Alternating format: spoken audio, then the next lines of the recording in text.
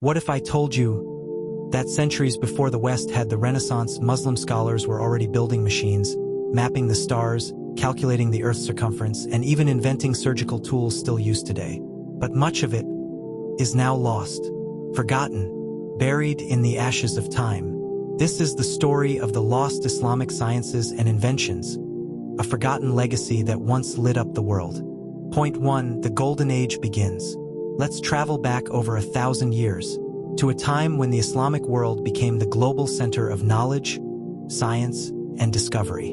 This era is known as the Islamic Golden Age, and it began in the 8th century during the time of the Abbasid Caliphate. At the heart of this intellectual explosion was the city of Baghdad, not just a political capital, but a place where knowledge was honored like treasure. Here, the House of Wisdom was built. It wasn't just a library, it was a university, research lab, translation center, and innovation hub all in one. Scholars from different backgrounds, Muslims, Christians, Jews, Zoroastrians, came together, united by one goal: to seek knowledge. They translated important texts from Greek, Sanskrit, Persian, and Syriac into Arabic. But they didn't just preserve ancient knowledge, they expanded it, corrected it, and built upon it. One of the most influential figures was Al-Khwarizmi, a mathematician and astronomer. He invented algebra, from the Arabic word al-jabr, and introduced the concept of algorithms, which are the foundation of modern computing today. His works were later translated into Latin and studied by European scientists for centuries. In fact, the number system we use today, the decimal system with 0, came from Indian scholars but was introduced to the world through Islamic mathematicians. Muslim astronomers like al-Battani improved the accuracy of planetary models. They calculated the length of the solar year with incredible precision. Observatories were built to study the stars, and astronomy became closely connected to religious life, helping Muslims calculate prayer times, the Qibla direction, and even the Islamic calendar. In geography, scholars like Al-Jazari created world maps so detailed that European explorers used them during the Age of Discovery. In fact, Muslim geographers had already estimated the Earth's circumference with surprising accuracy over 1,000 years ago. In chemistry, known then as alchemia, early Muslim scientists laid the foundation for modern experimental science. They developed techniques like distillation, crystallization, and filtration, which are still used in labs today. Philosophy, too, flourished during this era. Thinkers like Ibn Sina, Avicenna, and Al-Farabi studied Aristotle and Plato, then wrote their own brilliant interpretations. Their ideas would later influence the Renaissance in Europe. So what made this golden age so unique? It was driven by a culture that valued knowledge as a form of worship. The Prophet Muhammad said, "Seeking knowledge is a duty upon every Muslim." That saying wasn't just quoted, it was lived. The result? A civilization that led the world in science, math, medicine, astronomy, and philosophy, while Europe was still in its dark ages. The Islamic Golden Age wasn't just a time of learning. It was a time of light, shining across continents. Point 2. Genius inventions you've never heard of. When we think of inventions that changed the world, like cameras, clocks, surgical tools, or even robots, we rarely hear Muslim names. But during the Islamic Golden Age, Muslim inventors and scholars developed technologies and ideas that shaped the future of the modern world. Let's begin with a true genius, Ibn al-Haytham, also known in the West as Al-Haytham. He was the first to truly understand how vision works. Before him, many believed that the eyes sent out beams of light to catch an image. But Ibn al-Haytham proved the opposite. Light enters the eye after reflecting off an object. He created a device called the camera obscura, a dark room with a small hole that projected an image onto the wall. Sound familiar? That's the basic principle of how all modern cameras work today. Next, we have Al-Jazari, an engineer and inventor from the 12th century. His book, The Book of Ingenious Devices, wasn't just theory. It was filled with real machines described in great detail. He built water-powered clocks, automated fountains, mechanical musical bands, and even a programmable humanoid robot in the year 1206, centuries before Leonardo da Vinci. Yes, a robot. It was a mechanical servant that could pour water, serve drinks, and perform specific movements, all run by gears and water pressure. His elephant clock, for example, was a masterpiece of engineering. It used weights, pulleys, and flowing water to measure time accurately, and it worked across cultures, displaying elements from Indian, Egyptian, Greek, and Chinese civilizations. Now let's talk about medicine. A name every medical student should know is Al-Zahrawi, known in the West as Abulcasis. He lived in 10th century Andalusia and is considered the father of modern surgery. He invented over 200 surgical instruments, many of which are still recognizable today: forceps, scalpels, scissors, catheters, and even dental tools. He was the first to describe how to perform cesarean sections, how to treat broken bones, and how to remove kidney stones. Al-Zahrawi's medical encyclopedia, Al-Tasrif, was used in European medical schools for over 500 years. That's how advanced and influential it was. But the list doesn't end there. Did you know the first flying machine concept came from a Muslim inventor? In the 9th century, Abbas ibn Firnas attempted to fly using a glider made of silk and eagle feathers. He leapt from a cliff near Cordoba and managed to glide a short distance, 1,000 years before the Wright brothers. In chemistry, or alchemia, Muslim scientists discovered how to make distilled alcohol, used not for drinking, but for medical purposes. Acids like sulfuric and nitric acid, and even created techniques like crystallization and sublimation. In short, Muslim scholars didn't just read about science. They built it. They tested it.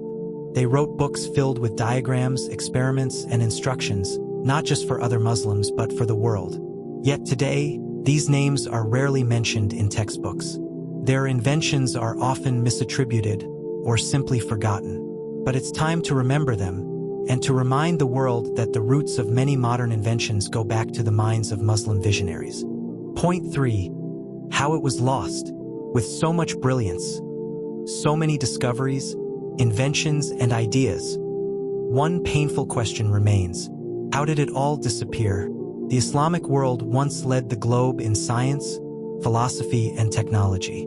But today, many of those golden sparks feel like they've been extinguished, forgotten beneath the sands of time. So what went wrong? Let's go back to the year 1258 CE, a year that marked one of the greatest intellectual tragedies in human history. The Mongols invaded Baghdad, then the capital of the Abbasid Caliphate and home to the legendary House of Wisdom. The House of Wisdom wasn't just a building, it was the symbol of Muslim intellectual power. A place where minds like Al-Khwarizmi and Al-Kindi had once written books, solved equations, and debated philosophy. But when the Mongols came, they burned it all. Manuscripts that took lifetimes to write were tossed into the Tigris River. It said the river ran black with ink for days, and red with blood. Thousands of scholars were killed. Countless books were lost forever. Knowledge that had taken centuries to collect vanished in one brutal attack. But the fall of Baghdad was just the beginning. After the Mongol invasion, the Islamic world faced internal decline. Power struggles, weak leadership, divisions between empires. Curiosity and exploration were slowly replaced with fear and preservation. Open-minded inquiry was discouraged. Questioning became dangerous. In some parts of the Muslim world, scholars were silenced for thinking too deeply, especially in philosophy and science. Ijtihad, independent reasoning, which had once been encouraged, was now seen as a threat. Meanwhile, Europe was rising. They had translated Muslim works into Latin, learned from them, and began their own scientific revolution. But the Islamic world, it began to fall behind the very disciplines it had once pioneered. Then came the colonial era. Western empires invaded and occupied much of the Muslim world, taking not just land, but also books, artifacts, and intellectual control. Colonizers labeled Muslim cultures as backwards and uncivilized. Libraries were looted, universities closed. Generations grew up disconnected from their true history. And perhaps the greatest tragedy? Muslims themselves began to forget. Today, many of us grow up not knowing who Ibn al-Haytham, Al-Jazari, or Fatima al-Fihri were. We scroll on devices powered by algorithms without knowing that the word algorithm comes from Al-Khwarizmi. We walk in hospitals unaware that Muslim surgeons once laid the very foundation of modern medicine. This is how it was lost. Division, silence, colonization, and forgetfulness. but there's still hope, because history, no matter how forgotten, is never fully erased. And with every documentary, every book, every voice telling these stories again, we are remembering, and remembering is the first step to reviving. Point 4. But all is not lost. Yes, so much was lost, but not all is gone, because ideas don't die so easily. They live in whispers, in languages, inventions, and everyday tools that still carry the DNA of Muslim genius. Take a moment and look around you. Every time you calculate something using algebra, you're using the legacy of Al-Khwarizmi. When you open your phone camera, you're unknowingly standing on the shoulders of Ibn al-Haytham. Every surgical operation done with a scalpel, that's Al-Zahrawi's work in action. The algorithm that runs your favorite social media app?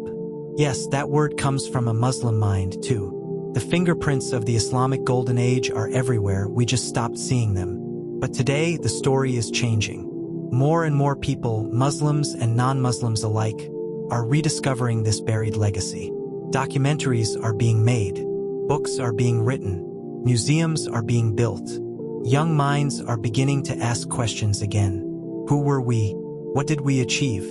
And what can we still become? Across the world, Muslim scientists, thinkers, and innovators are rising again, not to copy the past, but to be inspired by it.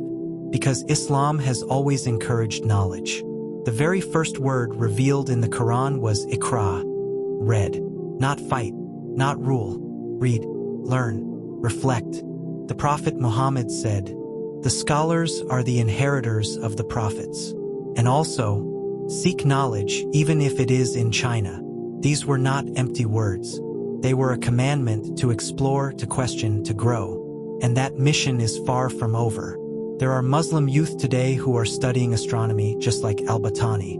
Young engineers building machines just like Al-Jazari. Medical students learning anatomy, perhaps not even realizing that centuries ago, their ancestors wrote the first detailed surgical manuals. Muslim women are founding universities, tech companies, and leading breakthroughs in science, just like Fatima Al-Fihri, who built the world's first degree-granting university in Fez, Morocco, over 1,100 years ago. So no, the Golden Age didn't end in Baghdad. It was interrupted, but not erased. It's up to us now to remember, to share, to dream again. Because revival doesn't start with governments.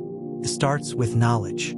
It starts with you. Open a book. Watch a lecture. Visit a museum. Talk to your children about Muslim inventors and scientists. Let their names live again, not just in memory, but in inspiration. Imagine a future where Muslim countries lead the way in science, medicine, engineering, and space travel again.